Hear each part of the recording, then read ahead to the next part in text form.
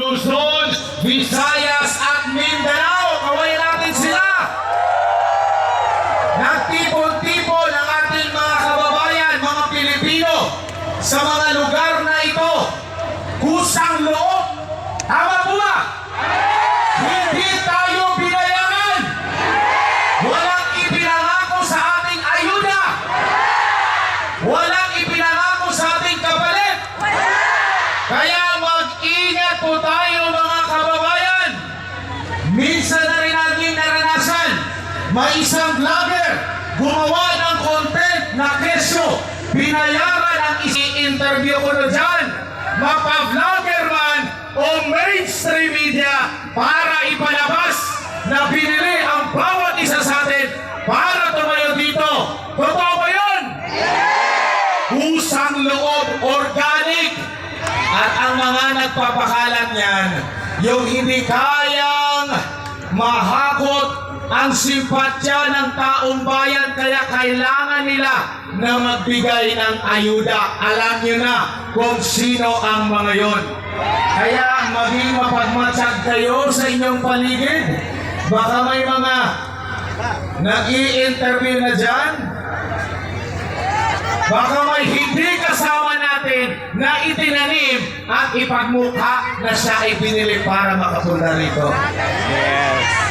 Kusang loob ang pagpunta natin dito. Nagkakaisang sambayan ng Pilipino para sa pananalamin na makauwi sa Pilipinas si Tatay Digong. Duterte! Duterte! At sa ating pagpapatuloy, ang susunod po na mangungusap sa atin ngayon. Naku po, pag-akyat mo pala dito sa entablado, dito mo makikita kung gano'ng karami ang nagmamahal kay Tatay Digong. Alam niyo po, kanina nagsalita si Senator Bato de la Rosa. Ramdam na ramdam ko ang puso niya. Nanggagalaiti siya, nanggigigil siya. Kasi wala siya sa tabi ni Tatay Digong nung mangyaring kidnapping siya at ipinamigay sa ICC. Ramdam na ramdam ko po! Alam ko! Ramdam niyo rin siya!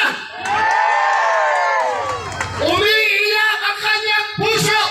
Umiiyak ang sambayanang Pilipino!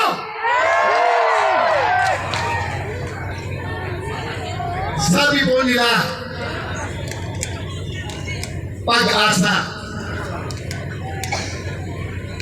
Nadinig niyo yung ilang beses kanina sa mga tagapagsalita.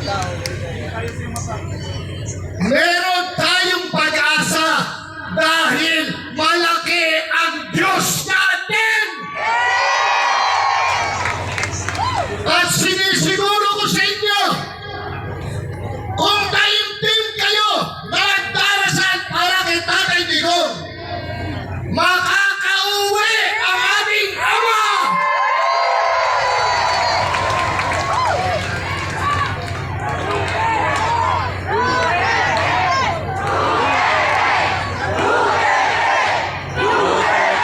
Hinuhusgahan na nila si Tatay Digong. Kriminal daw! Ginalabit niya ba ang gatilyo? Siya ba ang pumalin? Siya ba ang pumatay? Hindi! Hindi! Pero ano ginagawa nila? Ginagawa nilang kriminal ang ating Ama. Ang presidenteng pinagtanggol ang mga Pilipino, lalo na pinakamahihirap na mahirap.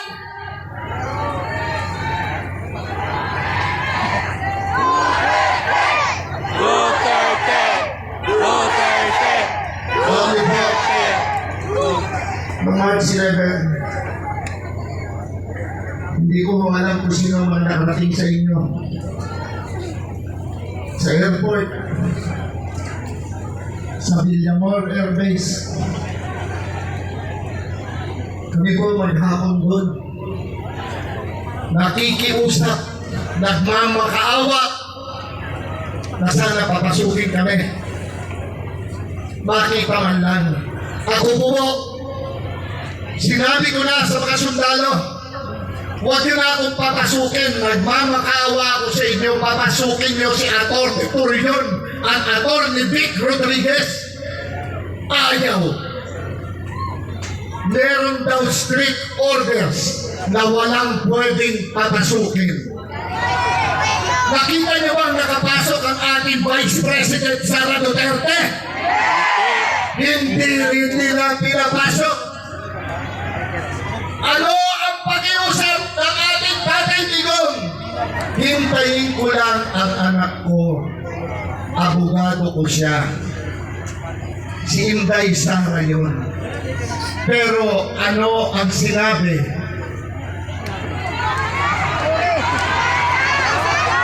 Nung in charge, sabi niya, wala na hong pwedeng pumasok. Tapos narinig pa natin lahat. Nakita pa natin sa video. Hihilahin ko yan. Wala akong pakialam. Hihilahin ko yan.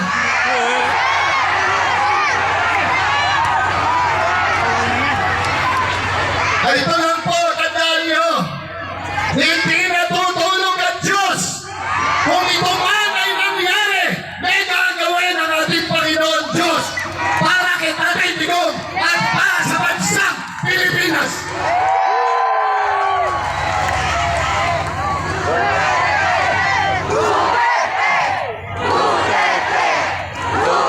Ibalik niyo sa amin ang aming Ama!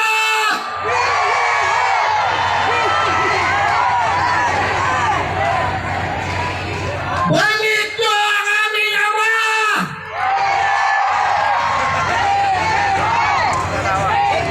Alam niyo, lahat tayo nagdarasal para sa Kanya. Pero huwag niyong kalimutan ipagdasal ang ating mahal na Vice President Inday Sara Duterte. Meron pa ho mga darating. At alam ko, alam niyo yan. Nagpe-prepara sila para sa impeachment. Nagnakaw daw si Inday Sara. Naniniwala ba kayo doon? Ay, ito naman ang sa akin. At sa 32 million na nagtiwala at nagmamahal sa ating Bibi Sara, walang magnanakaw na Duterte. Sabay-sabay, walang magnanakaw na Duterte. Walang magnanakaw na Duterte. Walang magnanakaw na Duterte.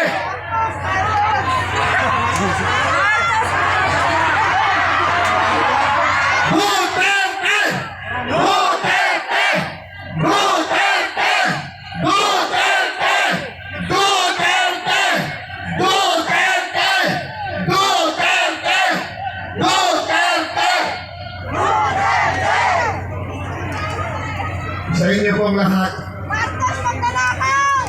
let me end with this. Hindi ko na po pakakahabain pa. Ito po ay isang prayer rally.